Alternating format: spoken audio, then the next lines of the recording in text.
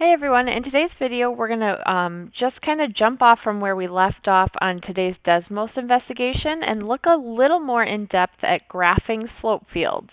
And so hopefully what you got from the investigation are just that slope fields are just a visual representation of the solutions to a differential equation. And again, we'll kind of get into a little more about what that exactly means. So to start off, we're going to go over the first problem, which just asks us to solve the differential equation given here. Okay, and we can see we're not getting any initial condition here, so we're just going to write a general solution to start. So this is a pretty easy problem for us by now. We're going to start by separating our variables. In this case, all that means is moving our dx over. So I get dy equals negative sine of x dx. Now we're going to take the integral of both sides. So the integral of dy is just y. And now since I have negative sign, I know its antiderivative is cosine of x. And we're going to put our plus c. Again, we don't have an initial condition, so the general solution here is y equals cosine of x plus c. Now, it tells us to give 5 possible solutions, right? So since we don't know what c is, we could make some guesses, right? Possible solutions mean just change our plus c. So one could be y equals cosine of x plus 1, right? Or we might have y equals cosine of x minus 1, right? We could generate an infinite number of possible solutions just by changing the plus c. We may get cosine of x, right? That's implying that our c is just equal to 0. We could have y equals cosine of x minus 100. And just to give it one more, we could have y equals cosine x, let's say of plus 1/2. Right, so those are all possible solutions, but we don't have an initial condition that allows us to pin down the exact solution. Right, so really the big idea, this is obviously really cumbersome. The big idea is how do we represent all of the possible solutions without making a list? And that's where slope fields come in. They're going to give us a fairly quick way of representing all of these possible solutions. So here we go. We're going to be working with our slope fields. Okay, so a slope field is a graph that helps us visualize the solutions to a differential equation without solving or making a long list. Right, so we're not going to do what we did up above. Obviously, that's horribly inefficient. Okay, so here we're going to make a slope field to represent all of the solutions to dy dx equals negative sine of x. Right, so this is saying our slope field is going to represent all of those possible original functions that have this slope. Okay, so that's where we're going to start. So when we're working with slope fields, the keys to remember are that dy dx, right? This means it's giving us information about the slope of that original function. Now, the nice thing about this particular example, my slope, since I only have an x here, I know that the slope only depends on the x value, which actually simplifies things quite a bit. We'll look at examples where that's not the case. So, eventually we won't have to do this, but just to start, right? If I'm figuring out a slope, I know it depends on the x, and we're really after figuring out what is the slope at that value. So I'm just going to make a table that has my x values and then the dy dx, which is the slope at that x value. So we're going to do this as the points labeled on this graph. So our first x is negative 2 pi. So the slope, if I take the sine of negative 2 pi, right, that sign is going to be 0. Opposite of 0 is just 0. So I know for negative 2 pi, any point that has an x value of negative 2 pi, my slope is going to be 0.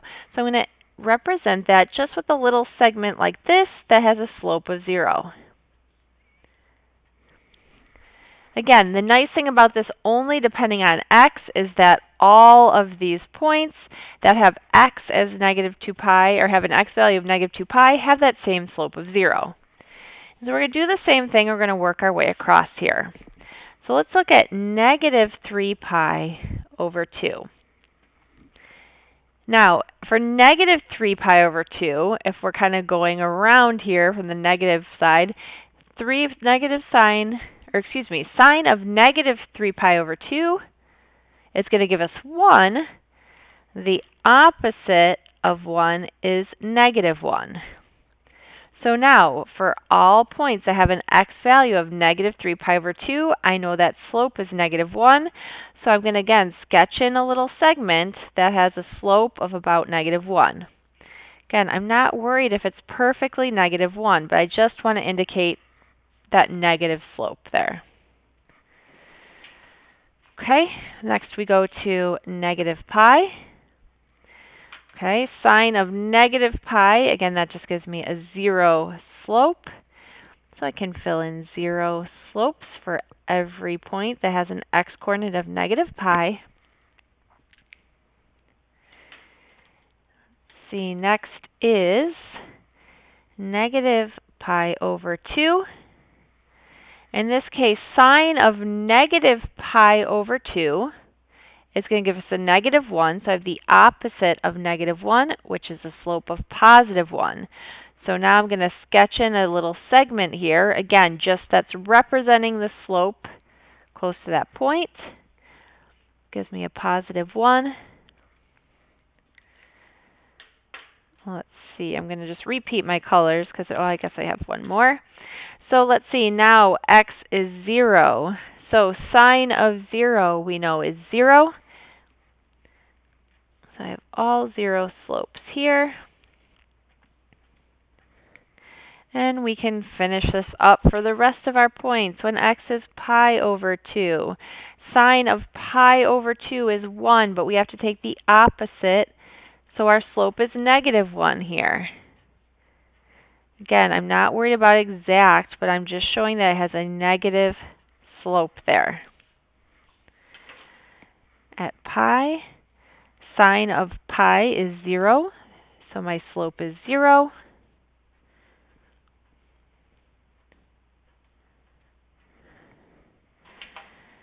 Okay, for 3 pi over 2, sine of 3 pi over 2 is negative 1, but again, I have the opposite here, so the opposite of negative 1 is a positive 1. And we're just about there. My last one here is 2 pi. Sine of 2 pi is 0, so all these slopes are going to be 0. Now, one note I want to make here is that on the AP test or in any practice we would give you, you would never have to complete a slope field for this many points. Really, this is to illustrate kind of what's happening here when we look at a slope field. So that's the first part. We just made a slope field to represent all of the solutions to this differential equation. So really what we did was said, hey, here's a representation of what any of the equation, that has this slope, right? These are a representation of all those general solutions. Now, it says draw the graph of the solution that passes through the point 0, 3. So 0, 3 on my curve is here. And I want to say, well, what would that solution look like that passes through that point? And so here we kind of use the flow of this slope field to sketch that curve, right? The slope field is going to kind of show me that general path that this curve takes. So around this point, I notice I'm pretty flat. As I go forward, I see my slope turns down. It flattens out. I follow it back up, and it flattens out again here. Presumably by the pattern, right, it would turn down. Again, here flattens, it goes down till, ooh, that was not pretty. Flattens out around here. Have a positive slope until it flattens out again. Right, so there's a rough sketch of what that original curve would look like. Now, if we look back here, we solved this, right? We know the solution should be a cosine function, so we can quickly see here this has the shape of a cosine function. And because they gave us that initial point, right, just like when we were solving differential equations with an initial value, we were able to pin down a specific solution. So again, what that slope field is doing is showing us what the solutions to that equation would look like. All right, so let's go ahead and look at a few other problems. And it's going to kind of give you an idea of what kinds of questions you might see that go along with these slope field questions. You'll see that these differential equations and slope fields get packaged together, and there's a few different questions they can ask you about slope fields. Okay, so a general question, right? The first one is just to graph a slope field for the points given. Right, so it's saying at these points that are marked here, so looks like we've got 20 points, they want us to sketch that slope field. And then we're going to answer the follow-up questions. So for number 1, now here I have to be careful because my slope depends on x and y. Now we could make an xy table. And if you need to do that to kind of keep these points straight, then feel free. I like to just kind of go point by point and do that analysis in my head. So let's look here. Let's see. I know that along the y-axis, I kind of like to look for general trends here. I know along the y-axis, my x value is going to be 0. Well, anywhere my x-coordinate is 0, I know my slope is going to be 0 as well. So for all these points along the x-axis, I'm just going to mark in a 0 slope. The nice thing about that is that it basically knocks out 4 of those points for me. And again, the reason I knew that is because along the y-axis, my x-coordinate is 0. If I plug in 0, that slope is going to be 0 as well. So now let's go point by point. If I pick the point 1, 1, 1 over 1 is 1. If I take the opposite, I get a slope of negative 1. If I take the point 1, 2, now I have 1/2. Again, I'm taking the opposite, so I have a little less steep of a slope with 1/2. I'm going to do the same thing here. My point here is 2, 1. So x is 2, y is 1. That gives me 2. When I take the opposite, I get a slope of negative 2, so it's going to be a little steeper. And then at 2, 2, right, 2 divided by 2 is 1. Take the opposite, I get a slope of negative 1.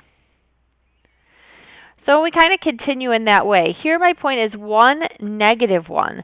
So 1 divided by negative 1 is negative 1. If I take the opposite, I get a slope of positive 1.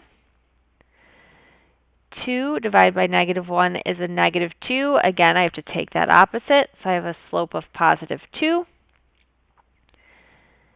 Point 1, negative 2. 1 divided by negative 2 is negative 1/2. I take the opposite, and I get a positive 1/2. And then 2 over 2 is 1. Or excuse me, 2 divided by negative 2 is negative 1. Take the opposite, makes it a positive 2. At this point, it might be a good idea just to pause the video. I'm going to fill in the rest of the slope field. I'm not going to necessarily talk through each point. And then if you have questions once you've tried it, we could talk about those tomorrow.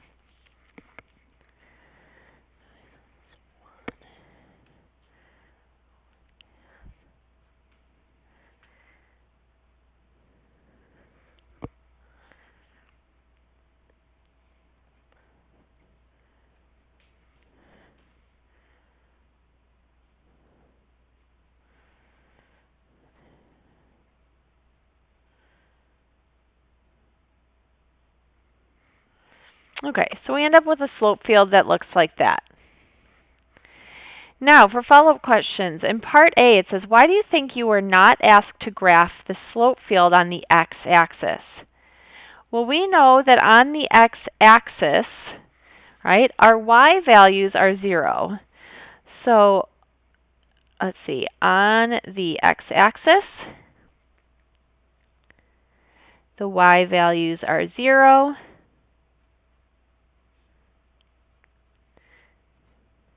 Okay, well now since 0 is in the denominator, that would have made our slopes undefined. So that's why we're not asked to graph them. So since y is in the denominator,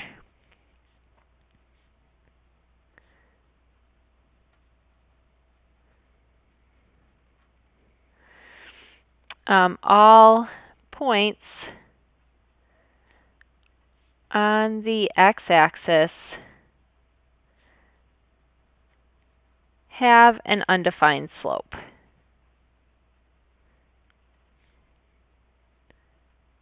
So lots of times you'll be asked some kind of reasoning question similar to that.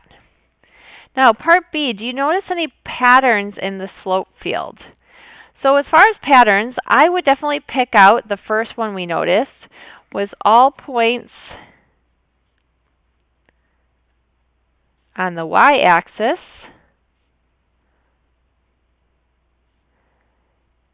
have a slope of 0. So that's one point I might notice, or one pattern. I also notice if we look, it looks like in my second and fourth quadrants, so I'm going to say points in second and fourth quadrants have positive slopes. Then if I look in my first and my third, I can see those have negative slopes.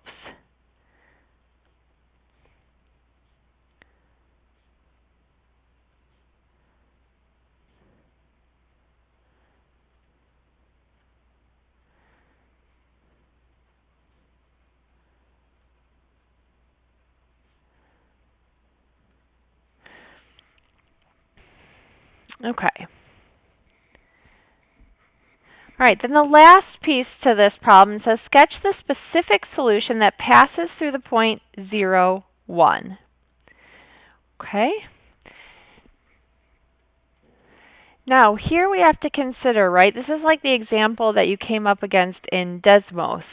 We have to be careful here, since our specific point, right, lies above the x-axis, we're going to follow this, right? So I kind of flat, and then I notice I have a negative slope here and here, but we're only going to trace out that part in the first and second quadrant there, so above the x-axis, because this initial condition tells us that we're above the x-axis. And we'll actually, maybe when we get into class tomorrow, we can actually solve this differential equation, look at this specific point, and verify that that is indeed the case. But we won't do that tonight. We'll do that tomorrow when we're back in class. So now we've got one more problem to look at, and then that'll be it for us for slope fields for the time being. So number 2, now we have a new derivative here. So we're going to graph our slope field. And so let's go ahead and take a look. Again, I'm always kind of looking for patterns here. So I notice if x is 0, that's going to make this whole side of the equation equal to 0. So if x equals 0, I know my slope is going to be 0, and x is 0 along the y-axis. Now, I also know that if y is equal to 2, then that's going to make this slope equal to 0 as well. So I can knock out these points as well, where y is 2. So now again, I'm only left with a handful of points. So if I look at 1, 1, I'm going to get 1 to the 4th, which is just 1. 1 minus 2 is a negative 1, so I'm going to have a slope of negative 1. If I look at 1, 3, 1 to the 4th is 1. 3 minus 2 is 1. I'm going to have a slope of positive 1. Oops, I left out this one here. At 1, 0, I'm going to have a positive 1 times a negative 2, so I have a slope of negative 2. Okay, now I'm going to flip over here. At negative 1, 0, I'm still going to have a slope. Negative 1 to the 4th is going to be a positive 1. Negative 1 minus 2 is a negative 3, so it's going to give me a slope of a positive 3.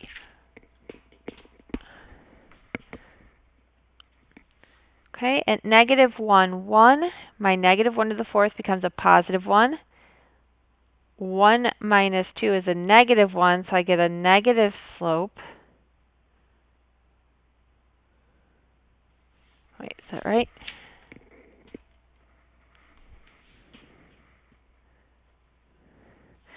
Okay, and then here I am at -1, 3. So -1 to the 4th gives me a +1. 3 minus 2 is a +1, so I have a slope of +1. Okay, so now we've generated our slope field. And so this is a common question also that you may see as maybe a part of a free response question. And so they're going to ask you to describe all the points in the xy plane for which the slopes are negative. So now when they say for which the slopes are negative, right, they're asking you to describe where dy dx is less than 0. So if I look, and actually this is making me realize I think I have a problem here, right? This slope is actually wrong.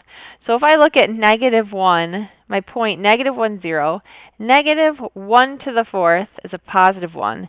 0 minus 2 is a -2, so this should actually be a negative slope. And I should have caught that earlier. Hopefully you caught that long before I did. So if I look at my slope field, I can actually answer this question. We'll kind of think about it visually, so graphically and algebraically. So looking at my graph, I notice the only places I have negative slopes are down here below y equals 2. So slopes are negative.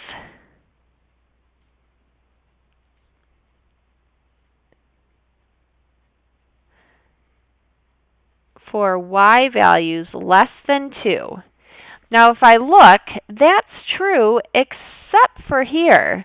I also have to consider I can't have x values that are equal to 0. So I need to exclude those here. So wherever y is less than 2, I have a negative slope except for where x is equal to 0. And we could think about this algebraically, right? I know this quantity is only going to be negative where y is less than 2, because that'll give me a negative factor here, right? But I also have to consider if my x is 0, that makes my slope equal to 0. So that's why we had to exclude that here. All right, so that's kind of the basics of slope fields. Again, we'll get into kind of a few more questions that you might encounter on these FRQs as we go through the practice tomorrow. Have a great evening.